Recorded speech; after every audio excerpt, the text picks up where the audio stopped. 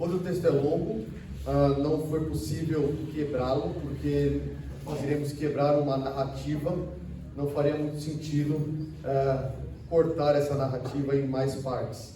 Então nós vamos estudar um texto longo hoje.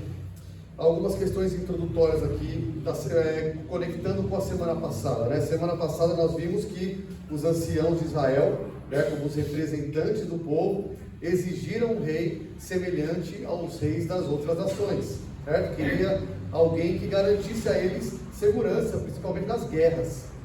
Isso não foi uma consulta a Samuel, né? Eles foram já com a solução para Samuel. É isso aqui, a gente quer isso.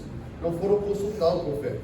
Samuel se sente muito mal com isso, né? Vai ao Senhor, ora ao Senhor e, apesar de relutante, o Senhor fala por 3 vezes: atende a voz do povo. 3 vezes no texto tem essa ordem de Deus: atende a voz do povo. Mas Samuel não faz isso rápido, né? Porque ele despede os anciãos, cada um volta para as suas cidades, assim que termina o texto. Cada um volta para as suas cidades, Samuel manda cada um embora. E nós não temos qualquer ideia de quem será esse rei. O Senhor não fala que vai ser um dos anciãos, Samuel não fala, talvez ele estivesse esperando, quem sabe aqui um de nós, né? Não é dito isso, não se sabe quanto tempo passa desde que Samuel fala com o Senhor e manda os anciãos embora, até o começo desse texto. Não sabemos quanto tempo passa. O que nós sabemos, Samuel já está velho, lembra? Semana passada já era um homem idoso, os seus filhos aprontaram, e o povo e os anciãos estavam com medo. O cara vai morrer, o profeta vai morrer, os 2 filhos são os trastes, precisamos de um rei, vamos lá levar essa situação para Samuel, né? Então, o capítulo 8 termina com Deus dizendo a Samuel: dá para eles um rei, e agora a gente está aguardando o surgimento de um rei. Então, nós começamos agora, capítulo 9, o primeiro rei de Israel. Então é um começo importante para a história de Israel, para a história da redenção. É um texto muito importante. O primeiro rei de Israel está chegando. E é assim que o texto começa, olha lá. Havia um homem de Benjamim, cujo nome era Quis, filho de Abiel, filho de Zeror, filho de Becorate, filho de Afias, benjamita, homem de bens. Então aqui, esse início, essas palavras iniciais de 1 Samuel 9 indicam que nós estamos chegando num novo começo de algo. Por quê? Se você lembrar, havia um homem, isso é idêntico a Juízes 13, que é a história de Sansão, ou seja, Deus está chegando alguém importante. Isso também é igual a 1 Samuel 1. Havia um homem. Isso mostra que provavelmente é o mesmo escritor, Samuel, né? Nós não podemos afirmar, bater o martelo nisso, mas é possível, porque a forma de escrever é muito semelhante. Mas o ponto é, quando vai chegar alguém importante, o autor dá a ascendência desse alguém. Havia um homem, e conta aí a parentela. Isso é muito importante para dizer, alguém importante virá. Está vindo algo importante, na verdade está vindo alguém importante. Isso é uma indicação, tá? Então a primeira coisa que a gente sabe sobre Saul é sobre a sua linhagem, de onde ele vem, né? Isso aqui não é uma árvore genealógica assim de muita importância, porque nós não sabemos quem são essas pessoas, né? Nenhum desses nomes tem qualquer distinção na Bíblia, qualquer importância, mas o fato de alguém estar sendo apresentado com a sua ascendência, filho de tal, o leitor tem que dizer: opa, está chegando alguma coisa interessante agora, alguém virá. E como no capítulo anterior foi, queremos um rei, o que você espera? Chegou, porque a forma de escrever é essa, tá? Parece que o Quis era de uma família importante em Benjamim, ainda que não tenha sido distinta para ter algo escrito sobre a família dele. Ele era um homem de bens, né? Literalmente aí no hebraico é um varão forte, valoroso, mas também esse termo pode indicar alguém de posses. A gente vai ver que ele tinha de fato posses, tá? Mas é algo importante aqui, ele tem posses. É alguém da tribo de Benjamim que tem posses. Agora vamos pensar o seguinte: nós acabamos de ler Juízes, né? O que você lembra da tribo de Benjamim? No final de Juízes tem um acontecimento terrível lá, em Benjamim. Onde? Em Gibeá. Não é? Em Gibeá, lá em Juízes, foi o da mulher que foi esquartejada. A tribo de Benjamim foi quase dizimada, porque foram os moradores de Gibeá que foram lá pedir a mulher, lembra disso? E abusaram dela, e o levita entregou. Foi em Gibeá de Benjamim, foi exatamente nesse lugar. Então, nós temos aqui, olha, de um lugar manchado, com uma mancha terrível, está vindo alguém. E curioso que Benjamim, a tribo de Benjamim, fica bem no meio ali, entre as tribos do sul e do norte. Tá, ó, e você tem Benjamim de verde aqui, ó, tá vendo? Aqui está Judá, Efraim em cima e as tribos do norte. Benjamim e Efraim são mais ou menos a metade disso, tá? Benjamim é a metade dessa tribo, dessas 12 tribos do território. E Gibeá está aqui, ó. Está próximo de Jerusalém, próximo de Gilgal, próximo de Mispa, todas as cidades importantes que nós estamos vendo até aqui. Ok. Bom, tinha esse Quis, então fomos apresentados a um homem chamado Quis. Tinha ele um filho, essa é a intenção do autor agora, apresentar quem é esse filho, cujo nome era Saul, moço e tão belo, que entre os filhos de Israel não havia outro mais belo do que ele, desde os ombros para cima, sobressaía a todo o povo. Então, o autor mostra quem é Quis, de onde ele vem, e agora vai mostrar, mas não é Quis não, eu estou falando de Saul, o filho dele. E quais são as características desse rapaz? Bom, primeiro, Saul. O nome Saul vem de uma raiz verbal no hebraico que é pedir, pedido. Então, assim, ele foi pedido, não foi? Curiosamente, o nome dele tem essa raiz verbal de pedido, né? Isso corresponde ao período dos anciãos, aí, é um tipo de pessoa que foi pedida. Ele é literalmente aquele que o povo pediu. O nome dele já lembra isso. E Saul causava muito boa impressão, né? Se tivesse um concurso de Mr. Benjamin, o cara ganhava. Ele ganhava. Não tinha ninguém mais bonito do que ele. Ele era alto e bonito. O que o leitor tem que olhar assim? Ah, é um rei. É um rei. É Mr. Israel. Mr. Israel. Em todo Israel, né? Filho de Israel, tá certo. Mr. Israel, tá? Só coitado, eu tô menosprezando, cara, é mais do que Benjamim, é Mr. Israel. Então, quando a gente olha, assim, para Saul, as características esse tem cara de rei, parênteses, de acordo com as outras nações, não é? Alto, o cara tem uma aparência de rei, de acordo com as outras nações, tem mesmo. Então, o autor está nos mostrando isso, ele tem isso que o povo quer, né? As credenciais de Saul são apresentadas aqui. Num tempo em que porte físico, né, era considerado importante, Saul se parecia com o rei, especialmente o rei das outras nações. É alguém visivelmente capaz de quê? De guerrear. Alguém capaz de lutar. É isso que os anciãos pediram. O cara é alto, ele tem porte para isso. O mundo ali valorizava isso, valorizava a questão física. E curioso que Saul é o único israelita citado na Bíblia definido pela sua altura. Ele era alto, né? A gente sabe que Zaqueu era baixinho, né? Lá no Novo Testamento, mas a gente tem no Antigo Testamento alguém que é caracterizado pela sua altura. E está claro o contexto por quê, né? Porque era marca de alguém que tinha possibilidade de guerrear. Aliás, essa era uma marca dos habitantes de Canaã. Muitos deles eram gigantes, né? Os inimigos de Israel. Então isso amplifica a impressão de que Saul é precisamente o rei que Israel quer, segundo as outras nações. Começa um contraste aqui. Com quem? Com Davi. Já começa o contraste aqui, né? O rei que virá depois dele não tem nenhuma aparência de rei. Jesus também.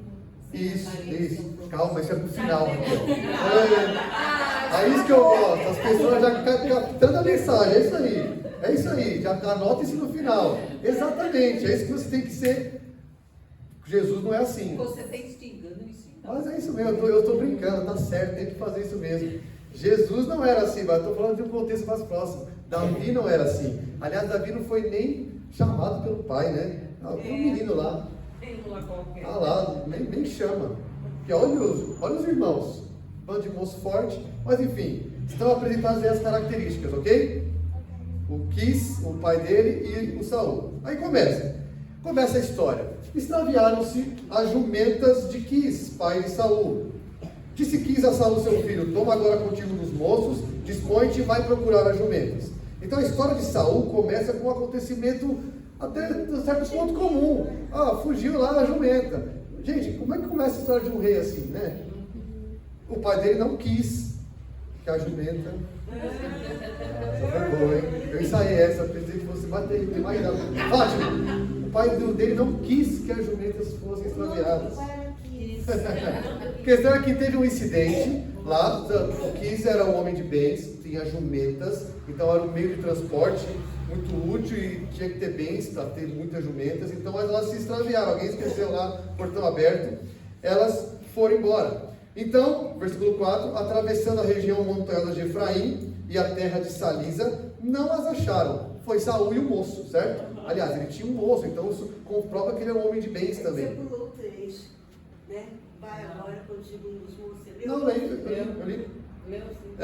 Depois eles passaram a terra de Salim, porém elas não estavam ali. Passaram ainda a terra de Benjamim, todavia não as acharam. As terras de Salim e Salisa não dá para, eu não achei no mapa algum. Então são terras que a gente não sabe onde está.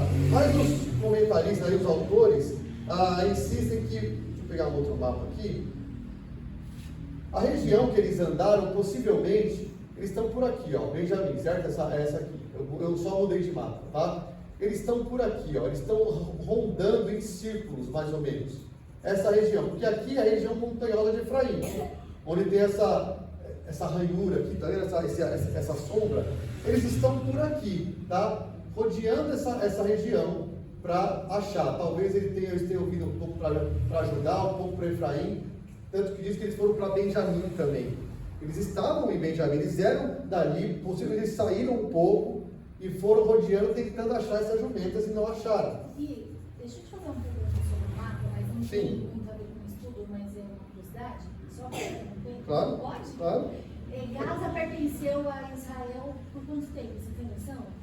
Gaza. Bom, tem que voltar lá para Gênesis, de onde veio o povo que habita em Gaza, que são os filisteus, depois veio do mar. Já é mencionado isso lá em Gênesis. Então, eu não sei te dizer o momento. Eu preciso pesquisar isso, tá bom? Agora não sei dizer. Eu sei que já é citado em Gênesis algum povo ali, tá? Mas ali é terra de Israel, tá? Tá dentro da tribo de Judá. Mas o povo do mar, que são os filisteus, chegaram e se instalaram ali e ficaram. Aí eu preciso dizer quanto foi isso, tá bom? Não tenho essa informação agora. Bom, eles não acharam, tá? Então, olha que curioso, né? Algumas coisas sobre Saul aqui. Diferentemente dos filhos de Eli e de Samuel, o Saul obedece o pai. A gente tem história para trás aí de filhos que não obedecem o pai. A gente tem aqui um filho que ouve o seu pai, que vai... Filho, vai lá e busque as jumentas. E ele vai, né? É um bom sinal, aparentemente, ou inicialmente é assim. Então Saul e seu servo fazem uma viagem em círculo, mais ou menos, talvez aí alguns dizem, não perde mais de 30 quilômetros de longe de casa. E olha só, lendo um pouco sobre isso, a gente vê assim, alguns comentando, Saul não foi muito apto para achar as jumentas do seu pai. Então parece que ele está junto com o servo. Jumentas eram animais que possivelmente seriam rastreadas de forma mais fácil. São animais grandes, que deixam marcas no chão, ou até que deixam os seus excrementos mesmo. Eles não tiveram muita capacidade para achar essas jumentas. Saul tem dificuldade em fazer isso. Eles não encontram esses animais. E aqui talvez mais um contraste com Davi. Davi é um pastor de ovelhas que protege muito as suas ovelhas, né? Ele vence um leão, não é isso? Ele vence animais para proteger as suas ovelhas.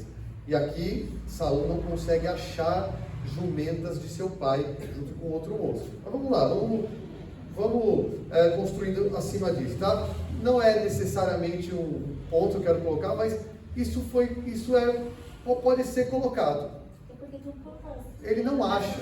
Pois é, ele não acha a jumenta. Claro, tem um propósito. Calma. Muito bem. Isso aí. Bom. Foi o Davi que uma ovelha só perdido? Não. Isso é a parábola de Jesus. Vamos lá. 5. Vindo eles então à terra de Zuf, Saul disse para o seu moço, com quem ele ia: vem e voltemos. Não suceda que meu pai deixe de preocupar-se com as jumentas e se aflija por causa de nós. Então ele chega a um lugar chamado Zuf, nós vamos falar sobre isso, e Saul, cansado, imagina lá, descansa, toma água, faz um alongamento, não acha, e o tempo está passando, e eles estão longe de casa, e o pai deve estar preocupado. Saul falou: quer saber? Vamos voltar. O meu pai vai ficar preocupado. 6. Porém o servo, o moço, disse: nesta cidade há um homem de Deus, e é muito estimado. Tudo quanto ele diz, sucede, acontece. Vamos agora lá mostrar-nos-á, porventura, o caminho que devemos seguir. Agora olha só, Saul, qual é a sugestão de Saul? Vamos embora. Qual é a sugestão do moço? Não, nós estamos em uma terra chamada Zuf, e se você abrir a sua Bíblia em 1 Samuel 1:1, abra lá. 1 Samuel 1:1.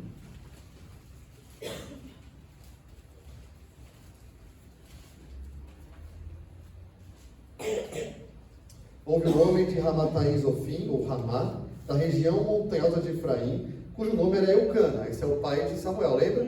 E o começo é igualzinho. Houve um homem, filho de Jeroão, filho de Eliú, filho de Tou, filho de Zuf, Efraimita. Ok.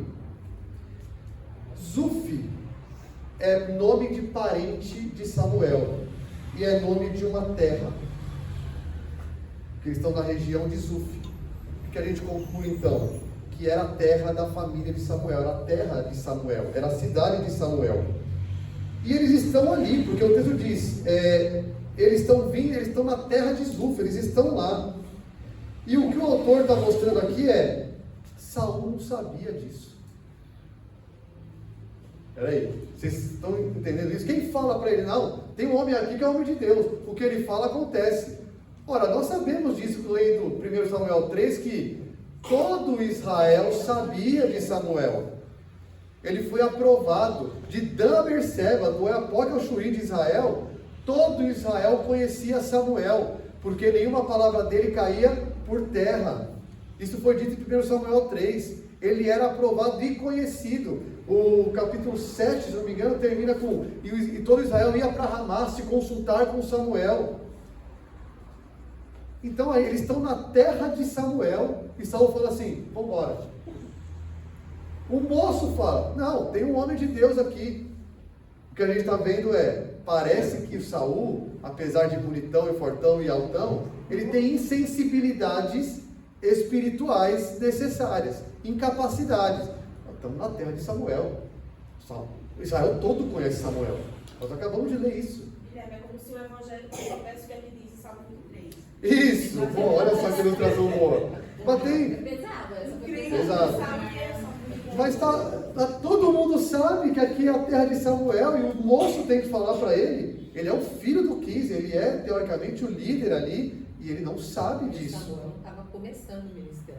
Excelente, Samuel era um homem idoso, todo Israel ia para Ramá para se consultar com Samuel, e aí vem o bonitão e fala: vamos embora. E o moço fala: não, tem um homem aqui, vamos consultar ele para saber o nosso caminho, vai que ele ajuda a gente.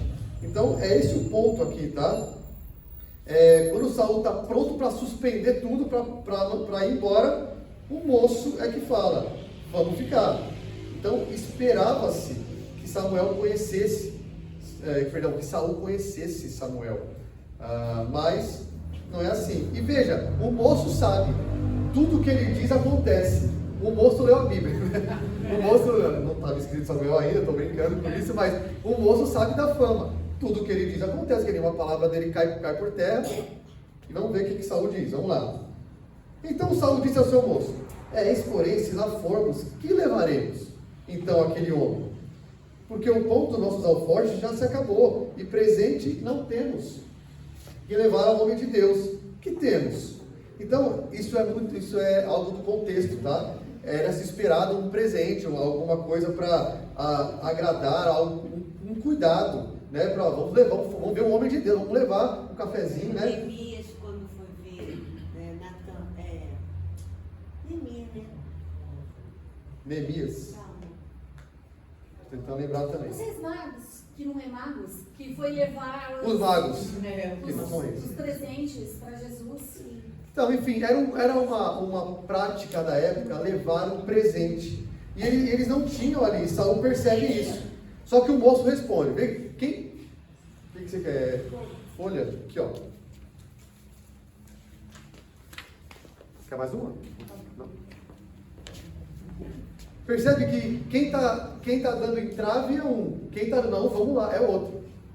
O moço é que tá, não, vamos lá, vamos fazer alguma coisa. E o moço, 8, tornou a responder a Saul e disse, eis que tenho ainda em mãos 1/4 de ciclo de prata, o qual darei ao homem de Deus, para que nos mostre o caminho. Então era esperado assim, ó, por favor, nos atenda, trouxemos aqui um presente. Não era uma barganha, mas era algo de prática, né? Saul quer ir para casa, ele percebe que não tem nada para dar a esse homem de Deus, né? E por acaso,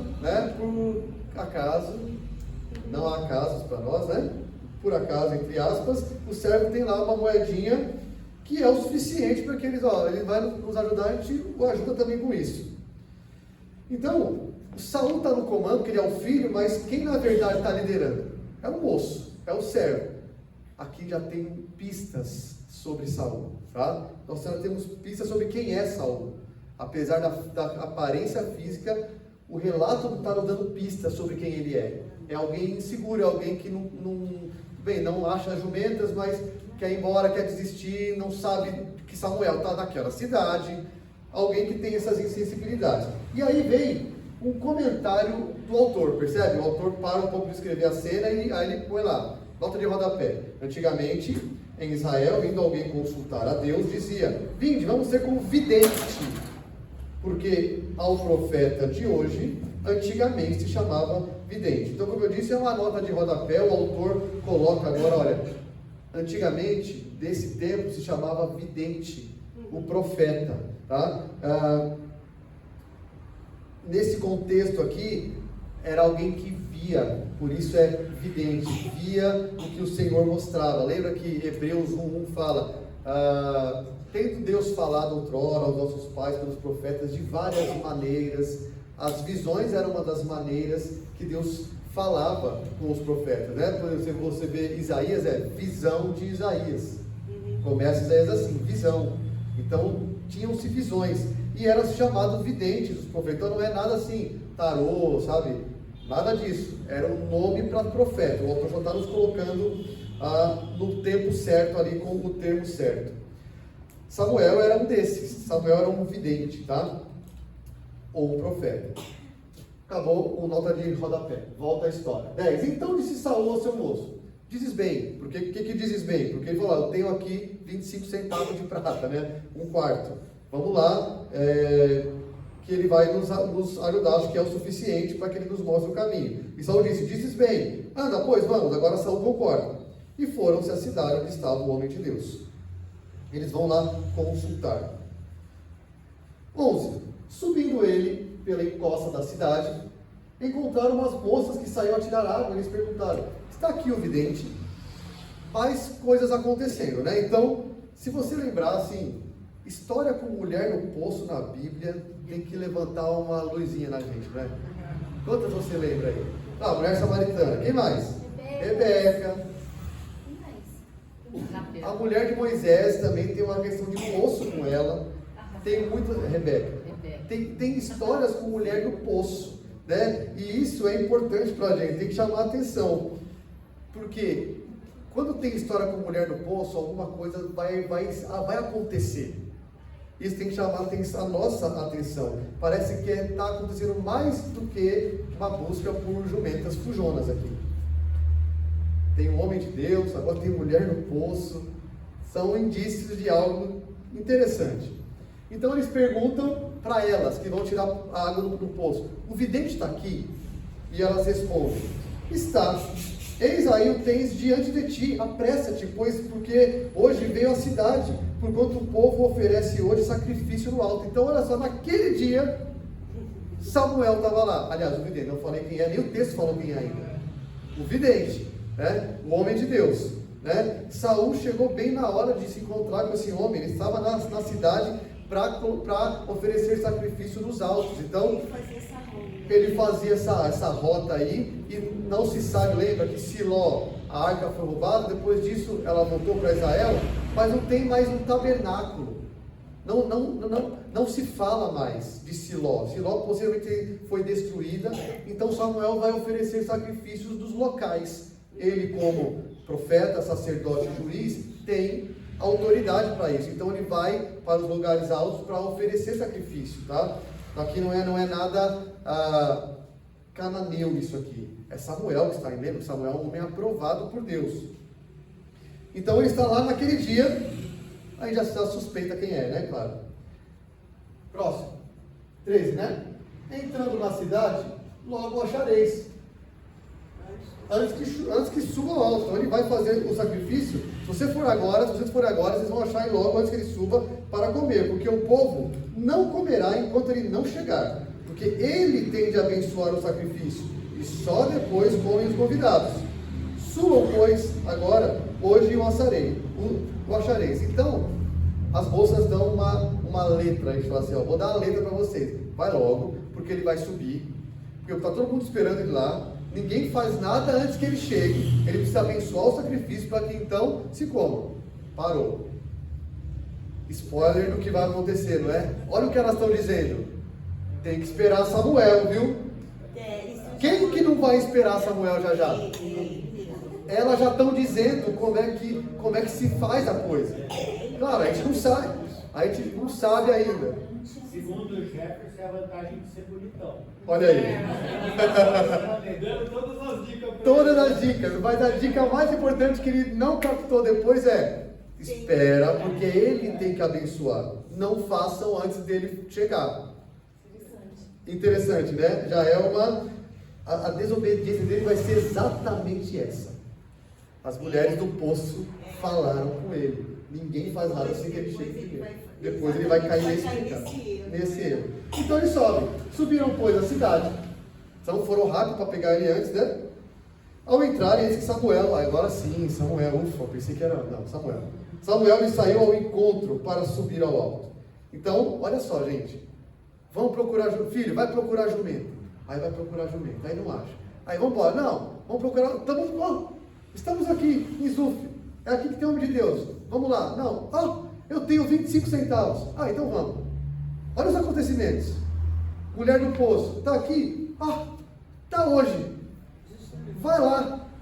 E chega lá, Samuel encontra Saul, tudo insignificante, atrás de jumento. E de repente Saul está de frente com Samuel, né? Quem iria pensar que o primeiro rei de Israel viria dessa história, né? Mas enfim, Samuel está lá. Agora vem do 15 até o 17, vem uma coisa muito importante, porque agora o autor fala assim, vou te dizer uma coisa que ninguém sabe ali, só Samuel. Olha que interessante. E isso tem que ser grifado para a gente, porque quando o autor coloca o seu comentário numa narrativa, isso é muito importante. Vamos lá? Olha só. Ora, o Senhor, um dia antes de Saul chegar, o revelara a Samuel, dizendo: amanhã, a estas horas, te enviarei um homem da terra de Benjamim, o qual ungirás por príncipe sobre o meu povo de Israel, e ele livrará o meu povo das mãos dos filisteus, porque atentei para o meu povo, pois seu clamor chegou a mim. O que tinha antes de tudo isso? Uma palavra de Deus a Samuel dizendo: olha só, eu vou te mandar o príncipe que o povo pediu. Eu vou mandar para você, e amanhã, nesse exato momento, vai chegar alguém da tribo de Benjamim, assim, assim, assim. Então cada detalhe foi útil para um propósito. porque Deus tinha avisado a Samuel. Tá? Então, os versículos 15 a 17 param a narrativa para que a gente entenda o porquê disso tudo. E assim, estudando e vendo sobre isso, aí eu fui para o YouTube ver o que estava rolando nesse texto, né? Aí, títulos de sermões: não perca suas jumentas. Percebe? Aí começa a alegorizar a jumenta. Quem é a sua jumenta que você está perdendo, que você vai atrás? Olha, tudo isso aconteceu por quê? Porque olha, o autor está nos falando. Deus falou com Samuel: vai chegar alguém aí diante de você, de Benjamim, justamente nesse dia. E você vai ungir esse cara como príncipe. A minha dúvida, voltando um pouquinho no texto, talvez não seja importante para o texto, mas para a gente viver o texto, mas eu vou perguntar assim. Quando a arca, ela estava o último lugar que está registrado aqui, né? Kiriat Jearim. Ficou por 20 anos lá, isso. Só que o Samuel está em Zuf. Ele está em Ramá, na casa dele, onde as pessoas vão consultá-lo. Isso aí. Mas Zuf é Ramá. Então, ele passa pelas regiões, lembra? O capítulo 7, eu acho que termina assim. Ele visita regiões. Ah, sim, mas é porque o sacrifício não tinha que ser feito, porque você falou que não tinha... Então, nós não temos essa informação no texto, porque parece que Siló foi destruída, depois que os filisteus ganharam. Nós não temos aqui uma localização do tabernáculo, textualmente. Nós temos Samuel passeando pelas cidades, o que parece indicar que não havia, por algum motivo, não havia. É porque recentemente o tabernáculo, a arca voltou. A arca voltou, então, ficou 20 anos. Sacrificar diante da arca? Não, eles tinham que sacrificar isso, eles tinham que, uma vez por ano, conforme a prescrição. O que nós não temos relatado é por que não se fala de um tabernáculo e por que se fala de Samuel agora aqui, indo na cidade sacrificar, porque ela fala: se ele chegou aqui hoje para sacrificar no alto, vai que ele vai fazer isso hoje. Ninguém come antes que ele chegue. Então é muito possível que o tabernáculo tenha sido destruído. Nós não temos isso textualmente, Fernando. Então é difícil a gente precisar. Não, tudo bem, mas de qualquer forma a arca não estava onde ele estava. A arca está em Israel, em Kiriat Jearim, até onde a gente sabe. O último texto que nós vimos é isso. Mas Samuel passa visitando e sacrificando, que é por implicação nós dizemos, não tem tabernáculo, portanto. Se ele passa sacrificando, ele não iria, como homem aprovado por Deus, desobedecer nesse nível, de sacrificar em qualquer lugar. Ele é Samuel. Não, é porque tem vários contextos que é sacrificado em pedra, né? Sim. Outros locais, mas no caso eles já sabem onde está a arca está lá. Aí eu só fico pensando, mas tá bom. Não há textualmente um lugar que o tabernáculo está ali agora. Tá bom. Tudo certo, tá bom? Então olha só, voltando aqui, o que parecia ser algo fortuito, comum e relevante, está tudo sob a providência soberana de Deus. É o que move, e aqui a gente vai ver que a palavra de Deus é: eu vou te enviar um homem da terra de Benjamim, você vai ungir esse homem sobre o meu povo por príncipe. Ele não usa a palavra rei, isso é importante, tá? A príncipe aqui é governador, um governante, um líder. Deus não usa a palavra rei, possivelmente, claro, propositalmente. O rei é ele. Você vai ungir um governante. Claro, Saul vai ser um rei, mas a palavra aqui é um príncipe. E ele livrará o meu povo das mãos dos filisteus. Veja a função. Lembra Juízes, não lembra? Ele vai livrar o meu povo de uma opressão.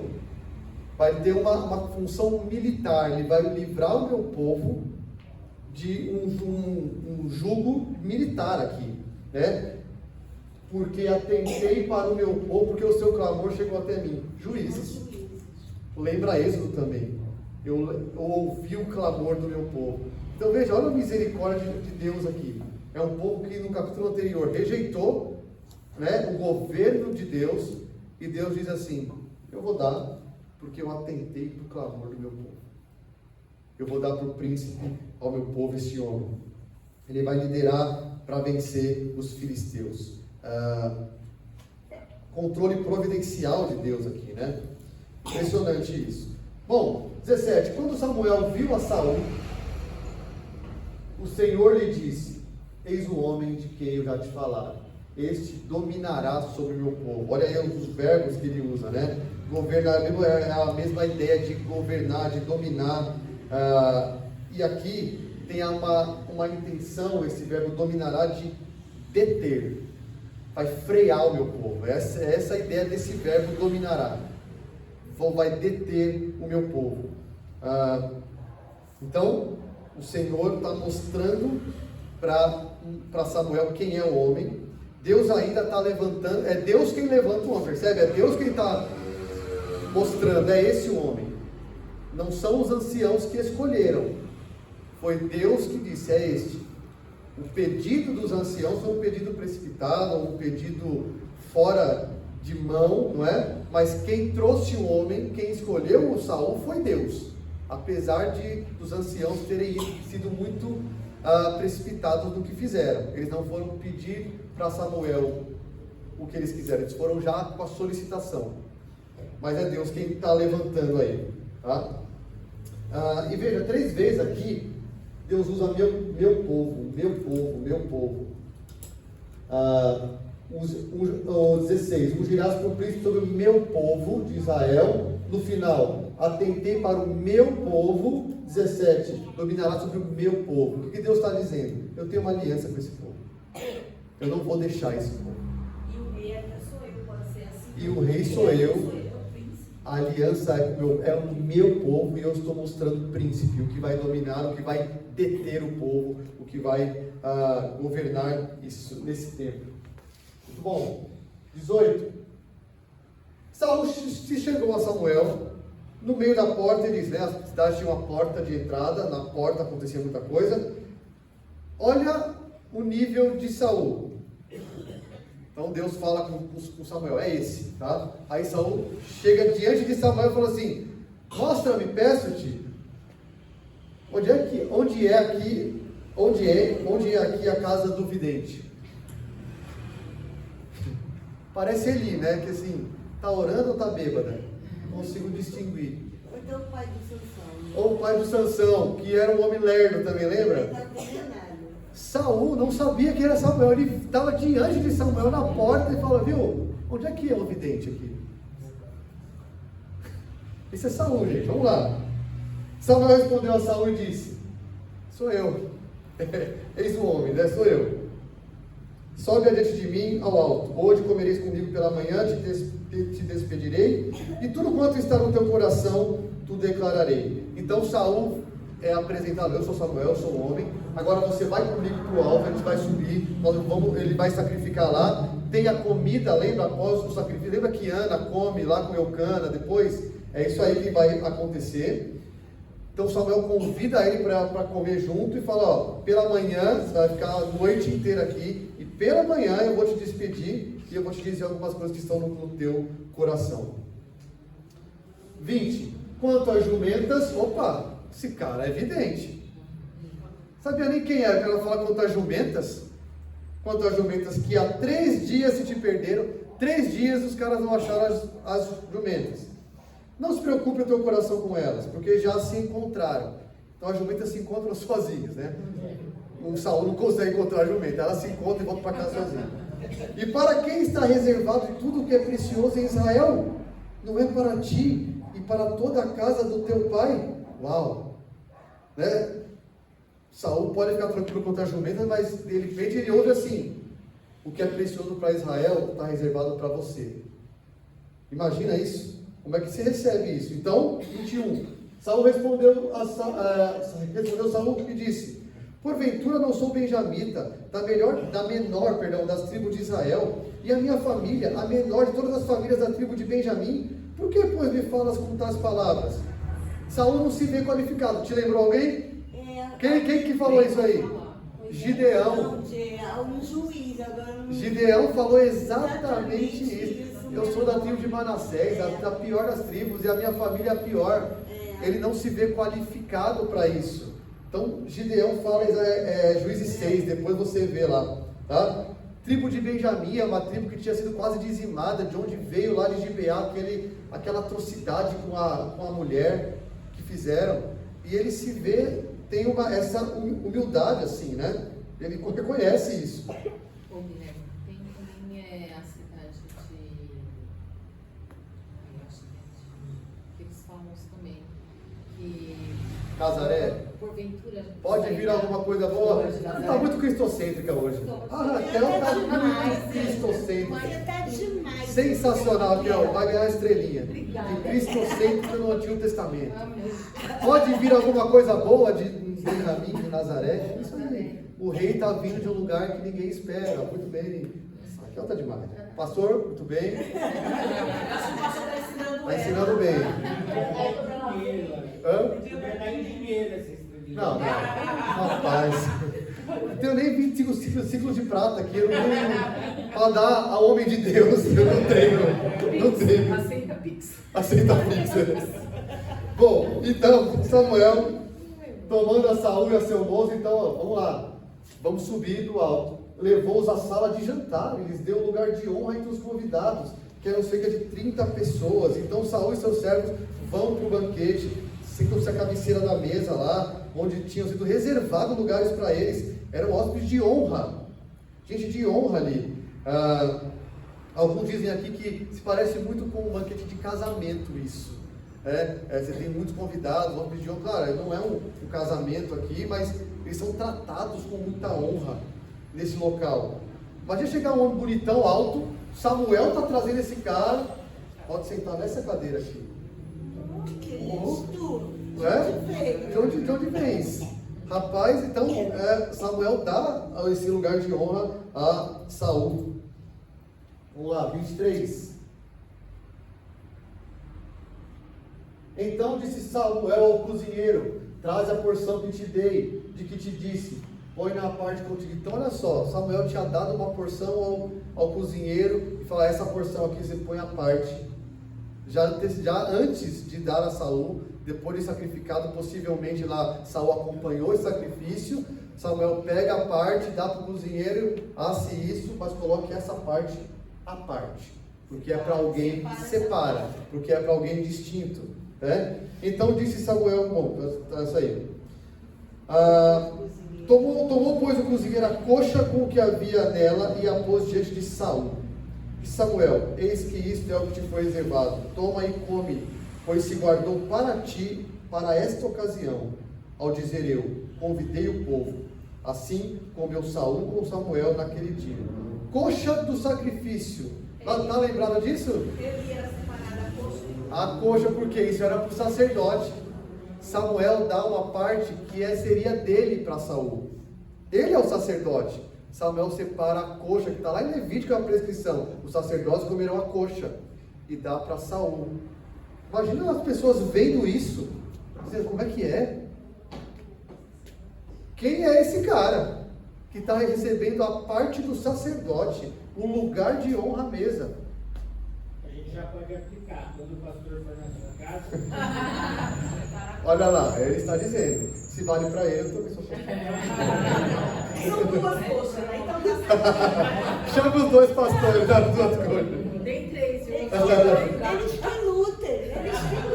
Então olha só, Saúl deve ter ficado atônito, imagina isso. Samuel dando a parte do sacerdote para ele. Não é que ele é um sacerdote, mas Saúl está dando a parte de Samuel para ele. Então, de importância. importância, alguém distinto, um lugar de honra. Bom, tendo descido do alto para a cidade, falou Samuel com Saúl sobre o eirado, sobre o terraço. Então Samuel leva Saúl de volta para a cidade, eles estão em uma casa e eles vão para o terraço, e ali Samuel fala com Saúl. Levantaram-se de madrugada e, quase ao subir da alva, quase amanhecendo, chamou Samuel a Saúl ao eirado, dizendo, aqui é a mesma cena aqui, tá? Do 25 e do 26. Levanta-te, eu irei contigo para te encaminhar. Levantou-te Saúl e saíram ambos, ele e Samuel. Lembra que o pedido deles lá para o moço vamos falar com o homem de Deus para que ele nos mostre o caminho. O caminho da jumenta. E aí tem tudo isso daí que acontece, aí Samuel, já na madrugada final, lembre, passou a noite ali, levanta, que eu vou mostrar para vocês o caminho, vamos embora. Só que desciam eles para a extremidade da cidade, quando Samuel disse a Saúl: dize ao moço que passe adiante de nós, e tu, tendo ele passado, espera, te farei saber a palavra de Deus. Então aqui Samuel fala para o moço ir, você fica e vai na frente, que eu quero te falar uma coisa mais secreta, mais privativa, tá? E é isso que acontece. E aí, capítulo 10. Aí, Guilherme, posso viajar aqui na maionese? Eu já disse nisso, né? Como é que é? Quando Jesus falou assim, fica aqui que eu vou orar, viajei demais, né? Acho que está forçando já o cristocêntrico. Calma. A gente quer fazer a nossa... Cuidado com a Nesarina, acho que foi demais. Mas lembrou assim que ele falou, né? Fica aqui que eu vou orar. Então, ele manda o moço ir porque ele quer falar privativamente. É isso, tá bom? Tá bem quinta série, viu? Se Calma. você escolher Macacé, todo mundo quer. Isso aí. Vamos lá. Isso aí, vamos lá. Tomou Samuel um vaso de azeite e o derramou sobre a cabeça e o beijou e disse: não te ungiu porventura o Senhor por príncipe sobre a sua herança, o povo de Israel? Então agora Saul é ungido rei de forma privativa. Ninguém vê. É só ele e Samuel, né? A unção, então, o que é essa unção? A unção é a separação para um trabalho específico. É um ungido, é um Messias. Ele é designado para uma tarefa. É isso que ele é ungido para isso. Ele é capacitado, tá? É algo divinamente designado. Essa é a unção. Saul seria mais tarde rejeitado por ter rejeitado Deus, o desobedecido. Ele teria sido tirado essa capacitação dele, retiraram o espírito, essa capacitação, mas ele sempre foi ungido. Tanto que Davi fala: não vou pôr a mão no ungido do Senhor, apesar de Davi já ter sido ungido por Samuel, mas Saul continua ungido. A questão é que ele foi separado para essa tarefa, ele foi ungido, rei de Israel, um derramar de óleo, um beijo, e Samuel diz: o Senhor te ungiu novamente, não é rei, por príncipe sobre o povo, que é chamado de herança, tá? A comissão de Saul é liderar esse povo para uma tarefa. 2. Quando te apartares hoje de mim, acharás 2 homens junto ao sepulcro. Agora, antes de ler isso aqui, imagina Saul. Devia estar assim: peraí, eu fui procurar jumento e eu estou aqui sendo ungido para rei, para príncipe de Israel. Esse cara, será que é isso mesmo? Samuel agora vai dar 3 sinais para ele, dizendo: é isso mesmo. Porque é muita coisa para um dia só, para um homem que foi procurar jumento. E Samuel agora vai mostrar 3 sinais para ele dizer: é isso mesmo, é o Senhor que está fazendo isso. Primeiro, vamos lá. Quando te apartares hoje de mim, acharás 2 homens junto ao sepulcro de Raquel, no território de Benjamim, em Zelza, os quais te dirão: acharam-se as jumentas que foste procurar. E eis que teu pai já não pensa no caso delas, e se aflige por causa de vós, dizendo: que farei eu por meu filho? Então olha só, Samuel está dando evidência de que ele é um homem de Deus, que a palavra dele é verdadeira e, portanto, o que ele fez com Saul é válido. Ele está dando evidências disso. E veja como é o detalhamento disso. Não é assim, viu? Você vai achar uma chave hoje. Chave de que? Fenda? Chave de roda? Não, o homem fala exatamente: vai ter 2 homens, vai ser no lugar tal, eles vão te falar isso, isso, isso. Que é exatamente o que Saul estava preocupado, com o pai dele, aflito porque Saul não voltava. Então o primeiro sinal é este, tá? E veja, Raquel foi a mãe de Benjamim, né? Ela foi enterrada ali onde tem a tribo de Benjamim. Interessante isso. Primeiro sinal. Segundo, versículo 3: quando dali passares adiante e chegares ao carvalho de Tabor, uma árvore grande em Tabor, ali te encontrarás 3 homens. Olha a especificidade da profecia, muito diferente do que a gente vê infelizmente hoje como supostas profecias, né? Deus está me mostrando algo novo na sua vida. Puxa vida, algo novo pode ser tanta coisa, né?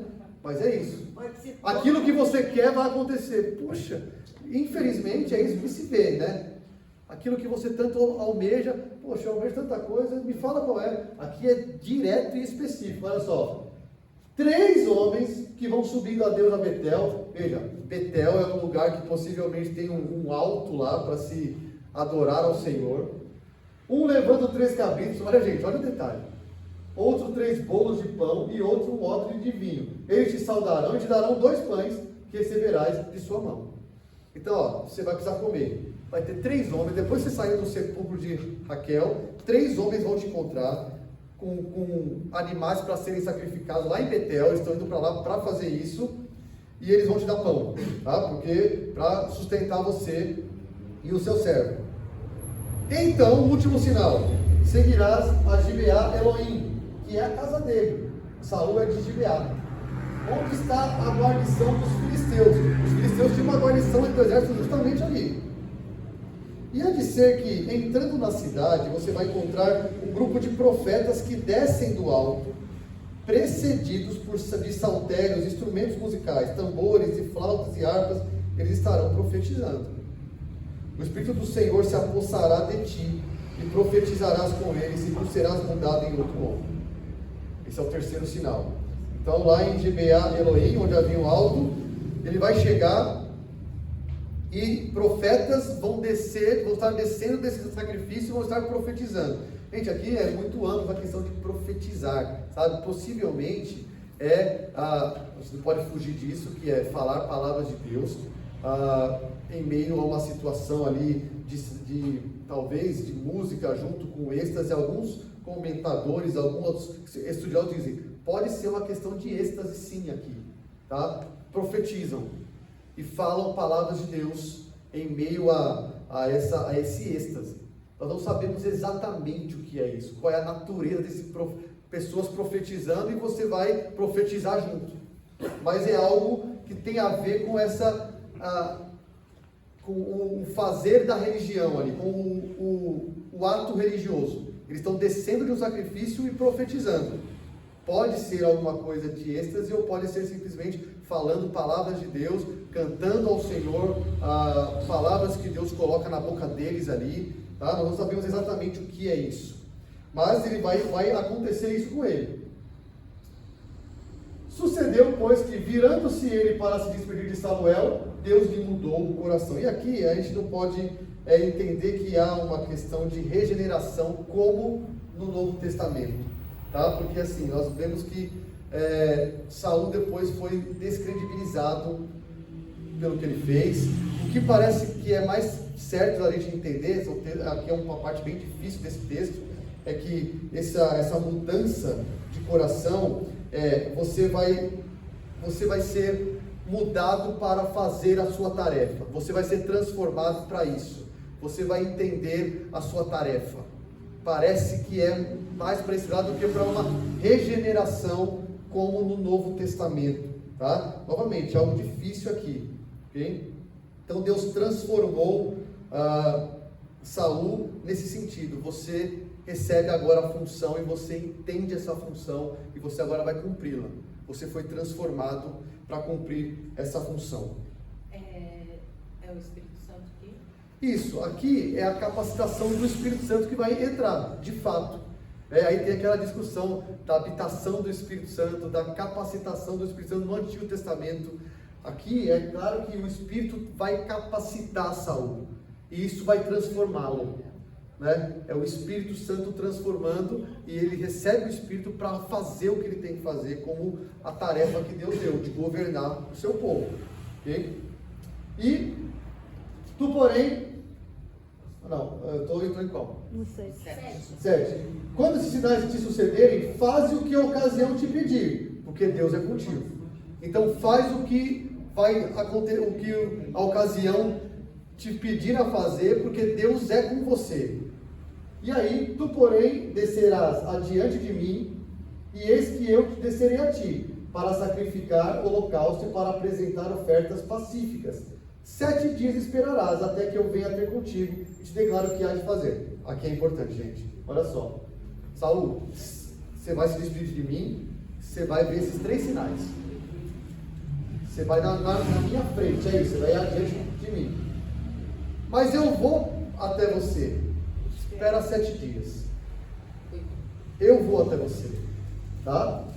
Para eu te declarar o que você vai fazer. Então olha aqui a tarefa de Samuel como voz de Deus para Saul. Saul tem que se submeter à voz do profeta. apesar de ser um governante, Saul é ordenado a espera, porque eu vou te dizer o que você vai fazer. Quem é Samuel? Nós já temos quem é Samuel. É o profeta aprovado por Deus.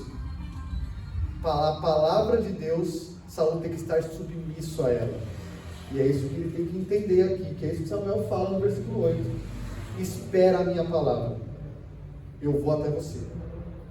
Sucedeu, pois, que virando-se ele para se despedir de Samuel, Deus lhe mudou o coração. E todos os sinais se deram naquele mesmo dia. Então ele foi atestado. É isso mesmo. É um homem de Deus e eu sou o novo ungido do Senhor. E aí o autor, agora finalizando, não vai descrever com detalhes os 3 sinais. Ele só vai para o último sinal. O último ele descreve. Olha lá. Chegando eles a Gibeá, eis que um grupo de profetas lhe saiu ao encontro. Ou seja, ele já passou pelo túmulo de Raquel, já ganhou pão dos 3 homens que iam sacrificar, agora ele chegou a Gibeá, que é a terra dele. E, de fato, esse grupo de homens vem de profetas, e o Espírito de Deus se apossou de Saul, e ele profetizou no meio deles. Não se sabe exatamente o que é isso, mas o fato é, ele falou da parte de Deus no meio dele, se juntando a esses homens. Todos os que antes o conheciam, vendo que ele profetizava com os profetas, diziam uns aos outros: que é isso que sucedeu ao filho de Quis? Está também Saul entre os profetas? Então parece que tem, como ele está lá na terra dele, na cidade dele, as pessoas o conhecem. Como assim? Saul profetizando, o que isso nos mostra sobre ele também? Desde o começo, é alguém que não está muito ligado, não é alguém grande da religião. Tanto é que nem Samuel ele conhecia. Então, os amigos se espantaram. Saul profetizando, não é ele o filho de Quis? Aí, Raquel, aproveita, deixa. Não é ele o filho de José? Na sinagoga falando isso? Né? E pastor, lembrou também o Pentecostes, né? Eles ficaram espantados, pô, não são todos esses galileus, porque eles estão falando outras línguas, né? É ótimo, é. Há um espanto aqui. Saul fazendo isso. Então o homem respondeu: pois quem é o pai deles? Pelo que se tornou em provérbio. Está também Saul entre os profetas. Então aqui eles têm algo esquisito. Virou um meme assim. Milagres acontecem. Sabe assim? É isso aí que virou. Uma coisa para chacota. A gente conhece quem é Saul. Milagre acontece, gente. O cara está aí profetizando. Quem diria? Saul está profetizando aí. Né? Então, é um escárnio aqui, né? Saúl entre os profetas não pode ser. Milagres não param de acontecer. E tendo profetizado, saiu para o alto. E aqui faltou um enter aqui, ó. Bom, ele profetizou e seguiu para o alto. E aí ele conta com o tio dele, que é o final. Perguntou o tio de Saul, irmão do Quis, uma piada aí com quem é o nome do irmão do Quis. Apareceu o tio? Apareceu o tio, irmão do Quis, que é o queria. Quis queria. Mas foi ruim. Aí ele nasceu o moço. Aí vocês viram. Aonde foi? Então chega Saul depois de uns dias, o tio dele falou: onde vocês foram? Respondeu ele: a buscar as jumentas. E vendo que não aparecia, fomos a Samuel. Então disse o tio de Saul: conta-me, peço-te, que é que vos disse Samuel? O tio dele sabe quem é Samuel. O que Samuel falou com você? E aí Saul diz o seguinte: informou-nos de que as jumentas foram encontradas. Porém, aqui é um comentário autoral. Esse porém para frente é o autor, a história acabou aqui. Aí o autor entra com a sua pena e fala assim, ó, ele já está com a pena, mas ele entra com o seu comentário. Porém, com respeito ao reino, falou nada. Aí fica com uma interrogação, né? Por que Saul não fala? Tudo bem, Samuel que fosse privativo com ele mandou um almoço na frente. Será que ele tinha prova? Eu não vou nem acreditar, né? Mas Saul tinha as provas, ele teve 3 sinais de que ele era o rei, que ele foi ungido por alguém que tinha aprovação. Ele teve 3 sinais para ele. Vai ficar essa interrogação, porque ninguém responde isso. Por que ele não fala por si? Ele só fala: o Samuel falou que as jumentas foram achadas. Eu acho que Samuel pediu para não falar ainda. Não temos isso no texto, Samuel pede para não falar. Pode Né? acreditar em mim. Talvez preservar o sigilo, pode ser, né, para preservar, porque Samuel não queria nem que o moço soubesse, pode ser uma resposta. Vamos preservar esse sigilo até a hora certa, tá? E Saul também está preocupado em preservar isso. Mas Saul poderia dizer: eu fui ungido como rei de Israel, como príncipe de Israel, mas não fala. E o autor coloca esse comentário aí. Ufa! Ele teve uma mudança de coração em algum momento. E eu acho que assim, ele acabou ficando mais esperto que a jumenta. Ele está transformado, né? Ele está assim, ele está também devia estar cheio de coisa na cabeça. Está cheio de coisa na mente, então a gente não pode dizer que ele está certo ou está errado e não dizer, a gente não tem texto para isso. O fato é que ele não disse para o tio sobre ele ser o rei, tá? Algumas questões só para a gente concluir rapidamente aqui. Sei que foi um longo hoje porque o texto é longo e a gente começou também um pouquinho atrasado, mas vamos lá.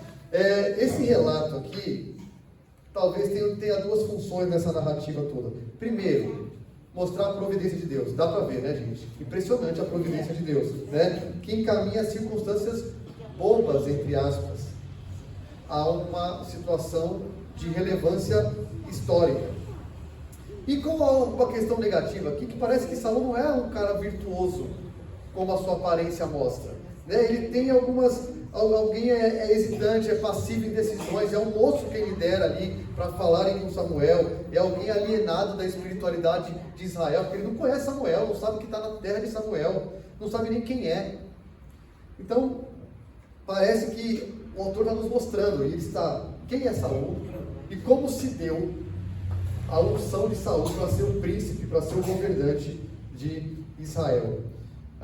Imagina assim o povo voltando do exílio, ou indo para o exílio, ou lendo isso, os leitores ali primeiros e os próximos, como é que eles teriam certeza de que Deus era com eles? Deus tem uma aliança com o seu povo. Deus não deixa o seu povo. E esse relato mostra muito isso. É o meu povo. Eu não vou deixar o meu povo perecer. É o meu povo. Então isso é consolador para o povo. Apesar do povo rejeitar a Deus, Deus tem compaixão ainda do seu povo e dá a eles um rei, um governante. Vamos lá, vamos para nossas coisas finais aqui. E também Deus agora, apesar do povo, apesar de Deus falar, avisa para ele o que vai ser um rei na vida deles, ele acabou falando que o povo... Exato, apesar de falar, o rei vai fazer isso, lembra semana passada? Prepara. O rei vai fazer Apesar isso, de tudo, aquilo. o meu povo, eu ouvi o clamor do meu povo. Isso é impressionante, porque o autor coloca isso como um comentário de alguém inspirado ali. Tudo é inspirado, eu sei, mas ele comenta isso. Eu ouvi o clamor do meu povo, eu vou dar para o meu povo isso. Vamos lá, rapidamente para a gente lembrar. Eu vi um playboy bobão aí, sabe? Playboyzão bobão esse cara.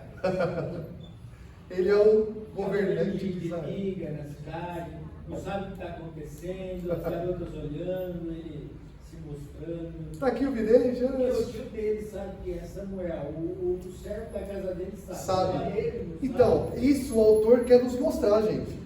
Olha como é a sensibilidade de Saul para as questões que importam.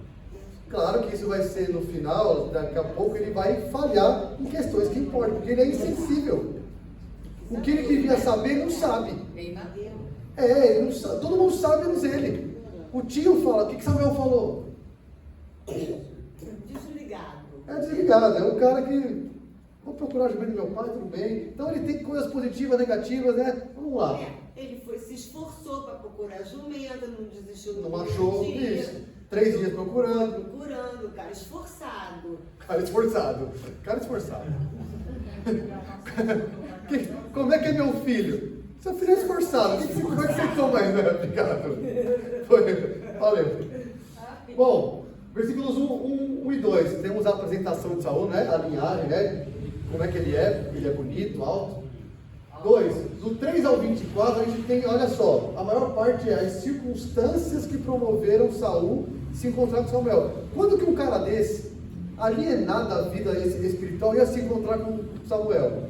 Só se jumento fosse extraviado e ele não achasse e o moço falasse: estamos na terra de Samuel, cara, vamos falar com ele. Então tá aí, ó, o extravio, Saul e o moço procuram uma jumenta sem sucesso, Saul vai a Samuel por sugestão do moço, que ele nem sabe quem é Samuel, a providência do encontro, e o diálogo, e Samuel coloca Saul no lugar de honra em um banquete. Eu acho que se ele encontrasse as jumentas iam falar para ele. Vai para Samuel, vai falar que ele tem que falar com você. E jumenta também fala. Depois do 9 ao 25 ao 10, nós temos a unção, né? Depois do 10, 2 ao 8, a garantia. Quais são? Os 3 sinais, né? De que, olha, a sua unção é válida, porque quem te ungiu fui eu. Olha quem está te ungindo em nome do Senhor. É alguém que tem palavra para isso, e por isso eu vou te dar 3 sinais para você não duvidar. E a confirmação das palavras de Samuel a Saul. Tudo acontece e é destrinchado no conto dos profetas, que ele profetiza também, e vira até um meme. E por isso, e aí, por último, o encontro de Saul com seu tio. Vamos lá, sobre o que o texto está falando. Unção, isso aí, gente. Percebe que está tudo em volta de o cara foi ungido. Não, o fato mais importante O fato mais importante é esse. Tudo aconteceu para que houvesse a unção do príncipe de Israel. Tá? O texto está falando sobre as circunstâncias, os acontecimentos que envolveram a unção de Saul por Samuel. É sobre isso que o texto está falando. Não é sobre as jumentas. Né? Então você vê pregação nesse texto. Onde estão as suas jumentas? Não é sobre isso que o texto está falando. Está falando sobre a unção de um rei. O acontecimento envolveu o extravio de jumento. E aí eu resumi o texto, né? Bem menor que nós temos. Vou resumir rapidinho. Ele está dizendo que Saul, homem de boa aparência, filho de Quis, junto com seu moço, foi procurar jumentas de seu pai que se extraviaram. Não as encontrando, por sugestão do moço, foram à cidade onde providencialmente estava Samuel, para pedir que mostrasse o caminho que deveriam tomar. Samuel encontra-se com Saul, conforme Deus já havia dito que iria acontecer, dá ele assento em um banquete e ungiu como governante de Israel, garantindo por meio de 3 sinais que se confirmaram que suas palavras e sua unção eram verdadeiras. Ao se encontrar com seu tio, Saul relata que esteve com Samuel, mas não declara nada a respeito das palavras de Samuel, nem da sua unção. É isso que o texto está dizendo sobre os acontecimentos que envolveram a unção. Vamos lá. O que a gente aprende com esse texto? Que eu tenho que fechar o portão do meu curral para não fugir? Não. O que a gente aprende com esse texto? Pensa no livro de Samuel. Pensa no que Deus está fazendo com o povo. Pensa em quem é Deus. O que o povo acabou de fazer no capítulo 8. Percebe o contexto? Eu acho que, não sei se Pode falar. Deveria ser a soberania de Deus, a providência ao clamor do seu. Isso está no ensino. Eu só coloquei um pouco mais coisa, mas isso está. Providência e misericórdia de Deus ao clamor do seu povo. Isso está no nosso ensino. Porque providência está claro. Impressionante que o cara tem lá a moeda, né, eles estão é muito acaso, entre aspas, para Saul se encontrar com um homem de Deus. E Deus fala assim: amanhã vai um cara a esse horário, é esse que você vai ungir. E tudo acontece por meio de jumentas que fugiram. Alguém mais? O que a gente aprende com esse texto? Que é o ensino válido para hoje.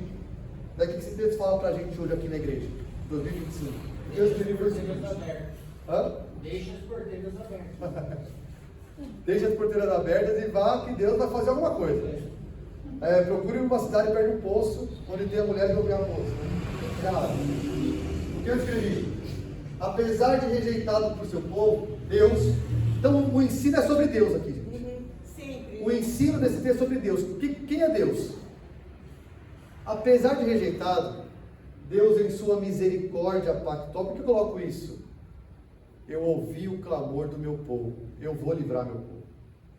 Apesar do capítulo 8, Deus fala: eles rejeitaram a mim.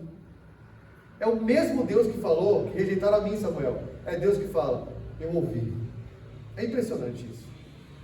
Então, apesar de rejeitado, Deus em sua misericórdia pactual, porque tem uma aliança, orquestra soberanamente os acontecimentos para atender ao clamor dos seus, mesmo por meio de líderes imperfeitos. Agora, eu preciso lidar com esse texto com Saul, porque, claro, é sobre Deus isso. Deus é misericordioso e é um orquestrador de todos os fatos em prol do seu povo. Ok, agora, por que ele me dá relatos sobre Saul? Por que ele me dá características de Saul aí? Porque eu penso que o autor está nos dizendo, olha o cara que vai ser o líder. Mas não poderia ser improvável? Pode ser imperfeito ou improvável, acho que pode ser também, pode ser as duas palavras aí. Deus está falando, olha o que eu estou fazendo soberanamente, eu vou dar para vocês alguém que vai livrar vocês, porque eu amo vocês. Só que é alguém assim. Do jeito que você escolheu. É alguém assim que eu estou levantando. É alguém que não tem sensibilidade para saber quem é Samuel nos dias de hoje. Eu que vou levantar esse cara. Mas eu amo vocês. O pacto com vocês é tão forte que é esse tipo de gente que vai livrar vocês. Lembra Juízes, não lembra? Reforça aqui, do jeito que vocês queriam. Do jeito que vocês quiseram. É isso que vocês queriam. Eu estou levantando um cara bonito. Enquanto isso está no forno que vai sair lá na frente. Eu estou levantando um cara bonito, alto, igual vocês queriam. Mas que não sabe quem é Samuel. Então, por isso que eu coloquei isso aqui, mesmo por meio de líderes imperfeitos, porque eu acho que isso tem que estar no nosso ensino. E aí eu trazendo para hoje a igreja, vamos colocar a igreja do Senhor, o povo de Deus, clamando, Deus na sua misericórdia, que ama o seu povo, age, mesmo levantando gente que fala, puxa, mas é esse. Mas Deus age, Deus vai usá-lo de alguma maneira para nos livrar em algum período. Isso é atual. Percebe como isso é atual? Uma igreja doente, que aí vem alguém improvável e imperfeito, mas é esse alguém que Deus, na soberania dele, vai levantar, pelo menos por um período, para resolver alguma questão, porque ele tem um pacto com o seu povo. Por isso que o texto, que o ensino é atual, sempre vai ser atual. E a canção de Ana? Canção de Ana, muito bem. Jaqueline lembrou, eu esqueço às vezes, Jaqueline. O que tem de a canção de Ana aí? 1 Samuel 1.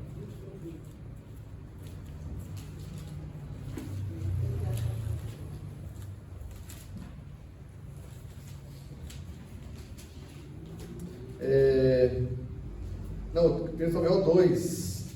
Não é?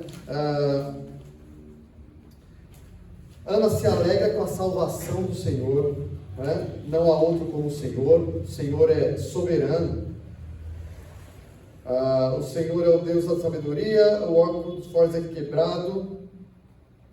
Antes os que andavam famintos não têm mais fome, até o Senhor é quem dá a vida e quem tira a vida e que a dá, quem faz descer a sepultura e a faz. O Senhor é quem humilha e exalta. Olha só. Ele dá o poder ao seu ungido. É Ele que levanta. Quem levanta aqui é o Senhor quem levanta. Mas daqui a pouco o Senhor vai também punir Saul. É o Senhor quem faz essas coisas. Então nós temos esse link também com o Cântico de Ana. No tempo, Saul foi bem exaltado porque ele Isso. matou Rio, né? Ele foi, isso. Então ele foi levantado o rei. O Senhor é quem levanta. E o Senhor também abate. É isso. O Senhor é soberano nisso. Vamos finalizar com Cristo no nosso texto? Aqui eu dei alguns esportes aqui. O que eu escrevi, gente? Jesus é um governante, um líder perfeito, sem aparência. Isso tem que estar, né? Sem beleza, sem formosura.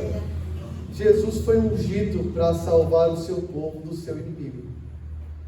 Não é contra carne e sangue, mas o nosso inimigo, o diabo, foi derrotado na cruz por alguém sem aparência nem formosura. Aquele que todos desprezavam, que não tinha aparência direito. Jesus veio de Belém e Efrata, lembra lá? Pequena demais, para se lembrar. Saul fala, eu vim de Benjamim, menor das tribos. Eu acho que você falou, não víamos nele nada que nos atraísse. fala que ele é sem formosura, ele não tinha nada Que nos atraísse. para isso. E que Saul tem. Isaías 53, isso que Saul tem. E no texto que você colocou aí, você não colocou isso. Vou acrescentar, boa, obrigado. De uma família sem relevância. De que família era Jesus? É isso que Saul fala, e nós temos um eco disso lá, né? E tu, Belém Efrata, pequena demais, né? Mas Jesus é um rei exaltado. Ele cumpre a sua tarefa em obediência perfeita.